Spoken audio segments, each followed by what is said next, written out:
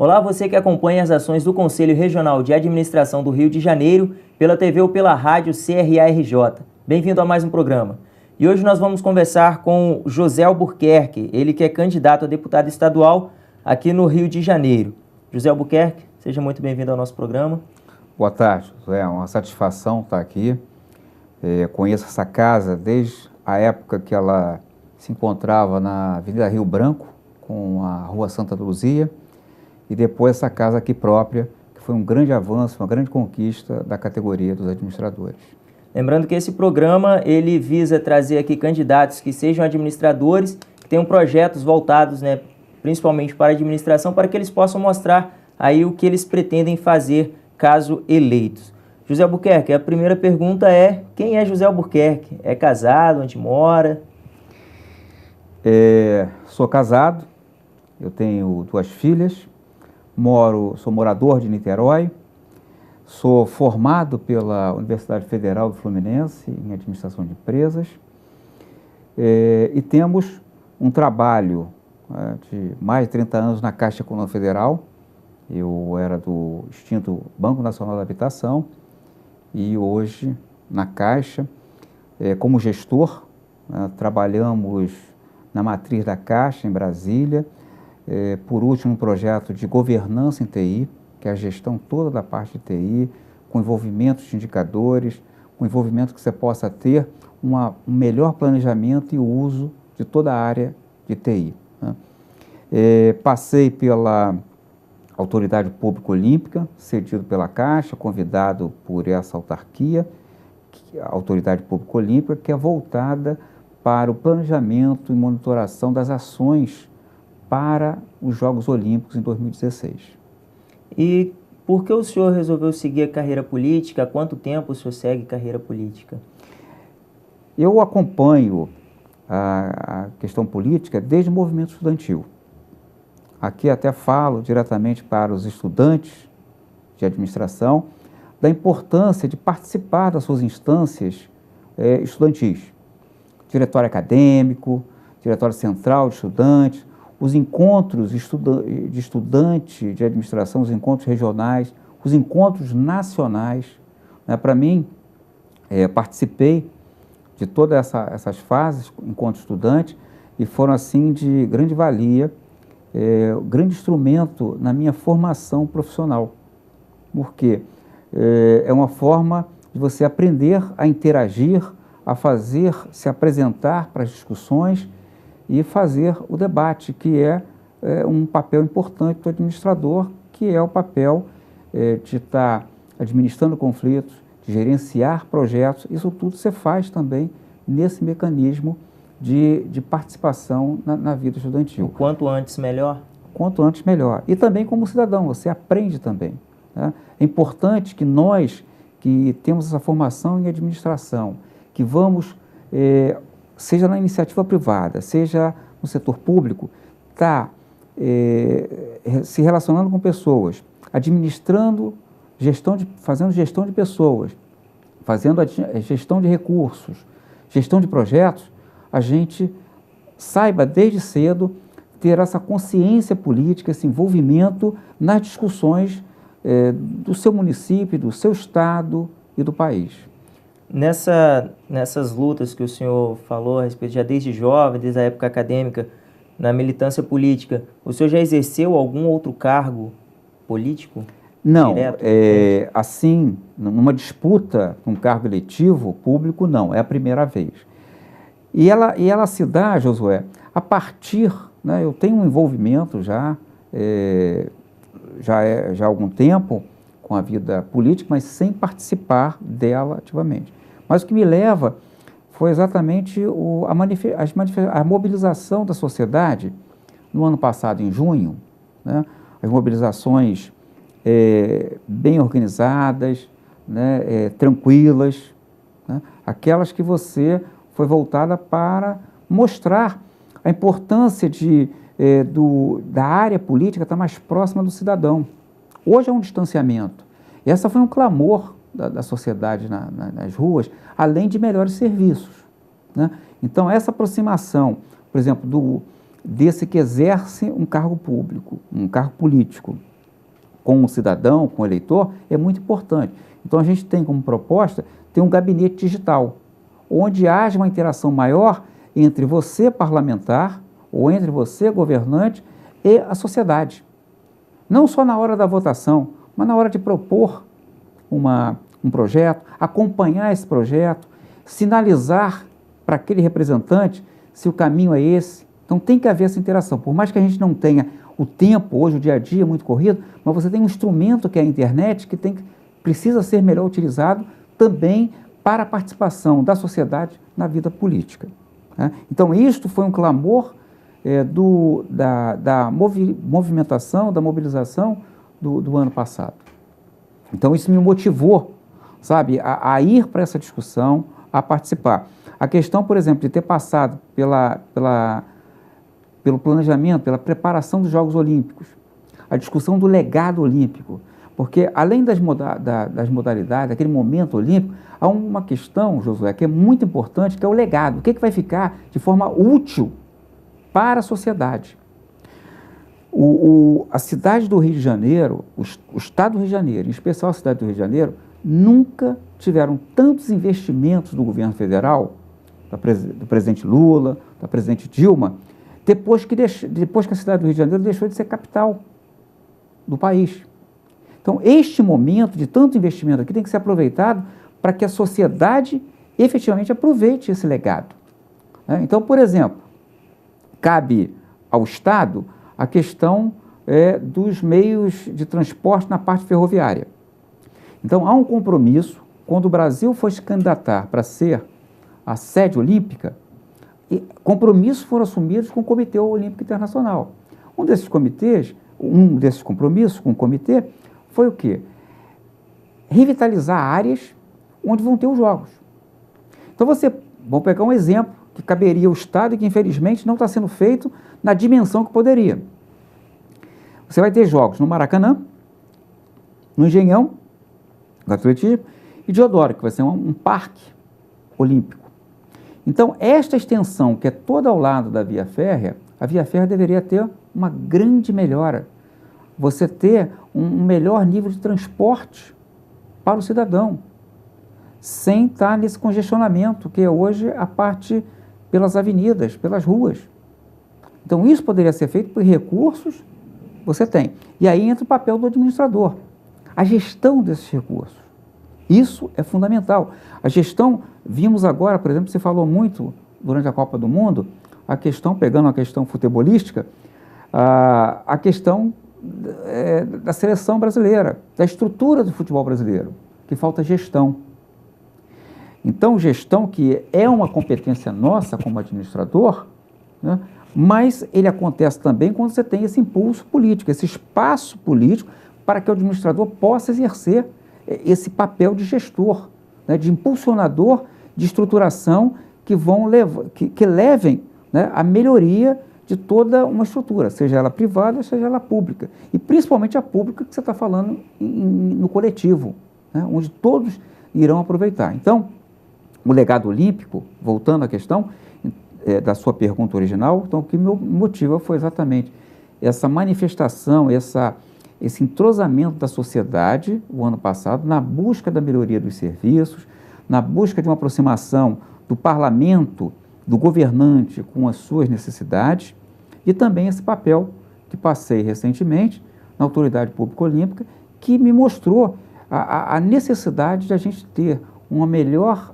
acompanhamento e fiscalização do que ficará como legado olímpico. E quais projetos o senhor tem para apresentar que o senhor considera mais importantes? Assim, todos devem ser importantes, mas quais o senhor considera mais? Assim?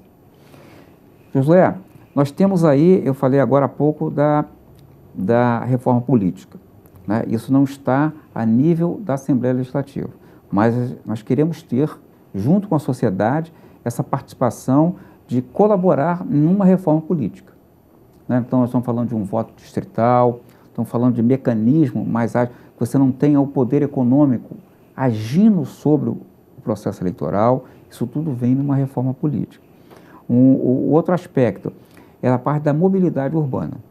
Mobilidade urbana, como eu falei, a questão metrô, a questão de Niterói, onde moro, não, a parte da travessia das barcas, falta um processo de gestão muito forte, né, de você melhorar essa travessia, que é algo fantástico. Você está passando aí pela Baía de Guanabara, é um relax, mas tem que ser um transporte adequado, decente, né? Para aqueles moradores, por exemplo, você tem do outro lado, a parte de São Gonçalo, Itaboraí, a linha 3 do metrô, fazer com que ela saia do papel, porque isso melhora a qualidade de vida. Você deve ter acompanhado, como os que nos acompanham, o artigo, a pesquisa da Firjan, né, da Federação das Indústrias no Estado do Rio de Janeiro, que mostra a perda econômica que se tem com o tempo de chegada da moradia até o trabalho, o deslocamento. Então, este é um assunto de interesse coletivo, de interesse público, que tem que ser atacado de frente. O outro aspecto que a gente tem falado é a questão do legado, o legado olímpico. Há muito investimento, né, público que precisa ser traduzido, de grande importância, né? O Brasil trazendo os eventos, como foi da Copa do Mundo, que foi um sucesso na sua organização, né? Os meios de comunicação internacional e nacional reconheceram a organização. Então, os eventos como a Copa, como as Olimpíadas, sem sombra de dúvida, dão uma grande dimensão para o país, para a cidade, no caso das Olimpíadas, para a cidade, para o estado do Rio de Janeiro. Agora, é necessário que esses recursos sejam bem direcionados para que possam ter maior utilidade para a população.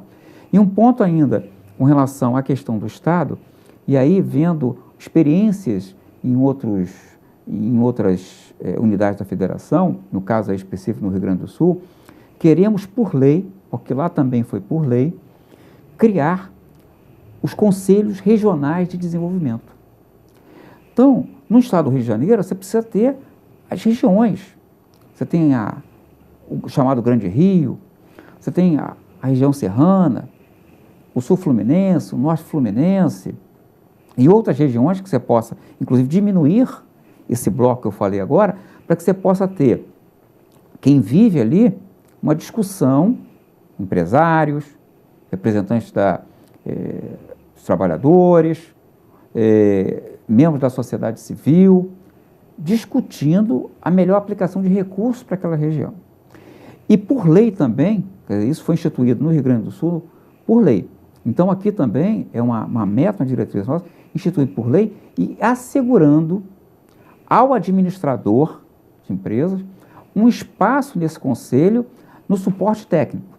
Então, neste conselho, além de você ter esse representante, mas ter também um suporte técnico que seja coordenado por um administrador, né? Isso queremos colocar em lei, porque estamos falando de gestão.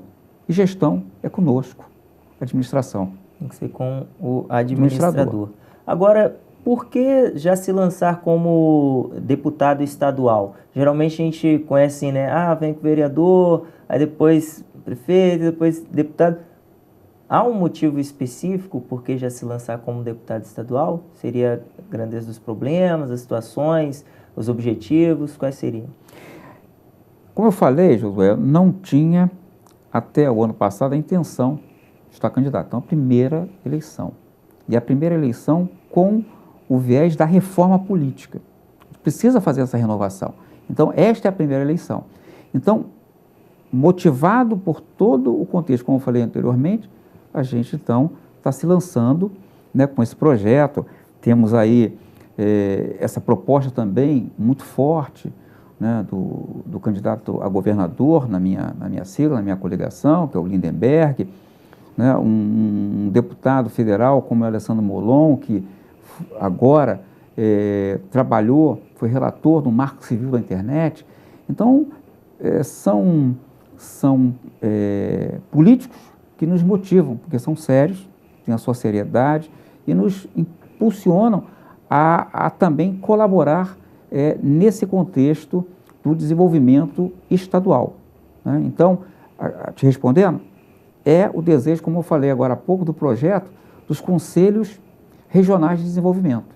Então, essa é uma discussão, isso a gente aprende no nosso curso de administração. Eu, além do curso, tenho outras especializações, pós-graduação. Recentemente, estive fazendo uma especialização na Escola Superior de Guerra, no curso de Altos Estudos em Política e Estratégia, né? Foi um ano de horário integral e que a gente assimilou muitas informações importantes de políticas públicas, né? Então, o curso é um curso muito dinâmico, um excelente curso, que você tem a parte teórica e tem uma parte prática, você vai para os locais conhecer. Então, fizemos várias viagens em termos de país, conhecendo as situações. Então, isso também, esse aprendizado, me motiva também a estar nessa disputa desse pleito.